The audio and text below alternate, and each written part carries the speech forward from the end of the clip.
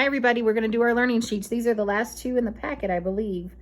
And we have farm animals and zoo animals, and this is looking at common animals that we might know and talking about things about them. So if you turn it over, you can see, you could ask your child to touch a horse or touch a lion, and see if they can identify those.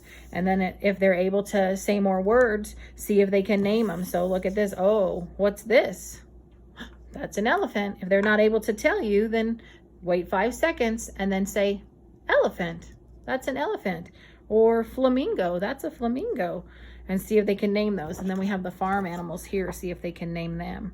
You don't have to do these all at the same time. You can if you want, or you can switch them off each day. You can do farm animals one day and zoo animals one day for the week. Then you can do animal sounds.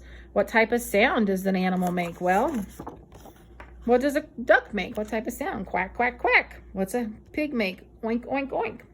If you're not sure what sound they make, like, what does a flamingo sound like? You might be able to look it up on YouTube, look up flamingo sounds and it'll probably play it for you, or penguin sounds, because those aren't more common that we would know, or a rhinoceros. See what they sound like. You could look up an actual video about them and see what they sound like. And that's a nice extension that you can do at home.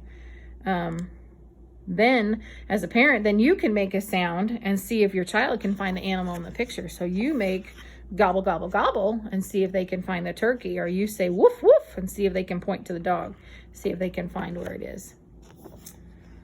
And then just have fun walking around and moving like different animals. And if you're not sure how they move, again, look up a video on YouTube, see if you can see how they move and imitate what they're doing. And also, I know Miss Nikki sent home earlier in the year, she sent home a thing practicing different type of animal crawls. So that is still in the gross motor area.